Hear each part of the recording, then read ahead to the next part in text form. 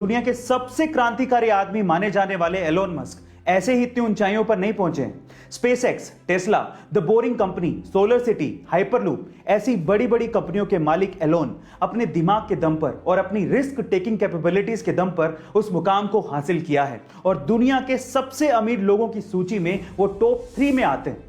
आज इस वीडियो में हम लोग एलोन मस्क की ऐसी 3 कहानियां जानेंगे जिन्होंने उन्हें इस ऊंचाई पर पहुंचाया है। गाइस, अगर आप ये 3 कहानियां ध्यान से सुनेंगे तो मैं आपसे गारंटी लेता हूं कि आप भी अपनी जिंदगी में पॉजिटिव बदलाव लाकर सक्सेस को पाने की कोशिश करेंगे।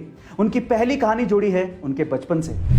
जब एलोन मस्क छोटे थे तो उनके माता पिता का तलाक हो गया था। ऊपर से जिस स्कूल में वो जाते थे उन्हें वहां पर कोई भी पसंद नहीं करता था, उन्हें बुली किया जाता था।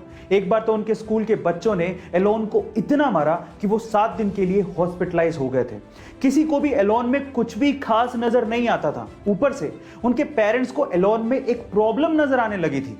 जब भी घर वाले एलोन को बुलाते तो उन्हें कुछ सुनाई ही नहीं देता, वो कुछ जवाब ही नहीं देते थे। शुरू में घर वालों को यह लगने लगा कि उसके कान खराब हो चुके हैं। इसी वजह से एलोन को कान के डॉक्टर के पास ले जाया गया और उनकी सर्जरी करवाई गई ताकि उनकी सुनने की क्षमता बढ़ सके। लेकिन उसके बावजूद भी घर वाले जब भी बुलाते एलोन कोई जवाब ही नहीं देते। लेकिन बाद में समझ में आया कि यह साधारण सा दिखने वाला लड़का एक असाधारण क्षमता रखता है और वो क्षमता है एकाग्रता की, यानी कि कंसंट्रेशन की। जब भी एलोन मस्क कोई काम करते तो वो उसमें इतने डूब जाते कि आसपास क्या चल रहा है उन्हें कुछ भी एहसास ही नहीं होता।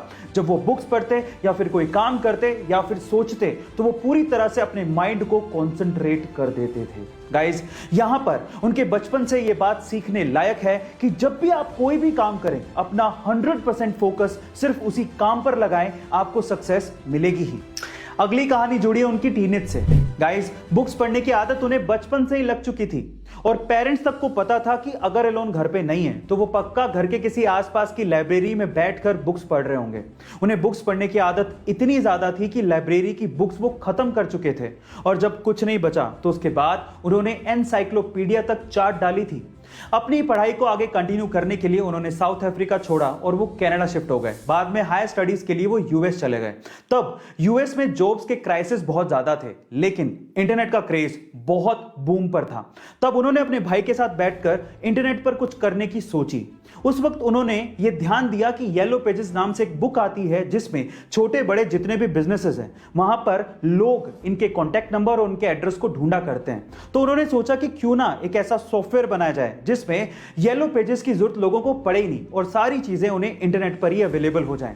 उन्होंने कंपनी का नाम रखा Zip2 और आगे चलकर यह कंपनी इतनी ज्यादा फेमस हो गई कि कॉम्पैक्ट ने इस Zip2 नामक कंपनी को $307 मिलियन में खरीदा और एलोन मस्क 27 साल की उम्र में ही मिलियनेयर बन चुके थे।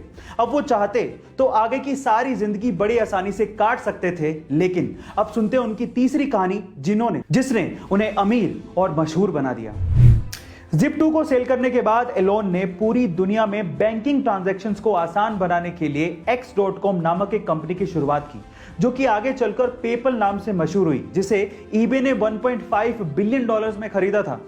अब एलोन मस्क के पास पैसा बहुत था और अब बारी थी दुनिया को बदलने की। इसीलिए एलोन मस्क ने अपने पैसों को ऐसी कंपनीज में इन्वेस्ट किया जो कि फ्यूचरिस्टिक आइडिया थे, लेकिन लोगों को ये आइडियाज बेकार लगते थे।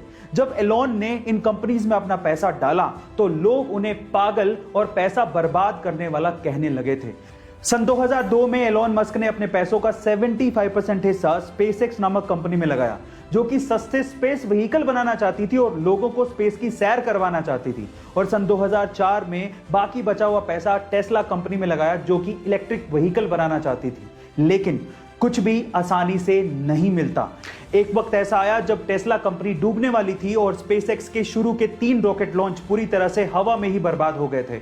अब एलोन के पास सिर्फ इतना ही पैसा बचा था जिससे या तो वो टेस्ला कंपनी को बचा पाते या फिर स्पेसएक्स के चौथे रॉकेट लॉन्च में खर्च कर पाते।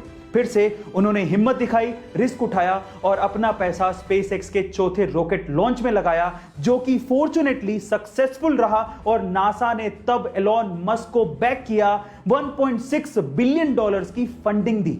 उसके बाद से स्पेसएक्स ने कभी पीछे मुड़ के नहीं देखा और आज स्पेसएक्स दुनिया की टॉप 6 स्पेस एजेंसीज में शुमार है और टेस्ला ने तो एलॉन मस्क को दुनिया का सबसे अमीर आदमी बना दिया है। यहां पर सीखने लायक बात यह है कि अगर आपके आइडियाज पर आपको भरोसा है तो रिस्क जरूर उठाओ, क्योंकि किस्मत भी उसी का साथ देती है जो कि अपने आप पे विश्वास रखता है और रिस्क उठाता है। याद रखो, गिरते हैं सिपे सलार जंगे मैदानों में, वो क्या गिरेगा जो अपने घुटनों पर चले।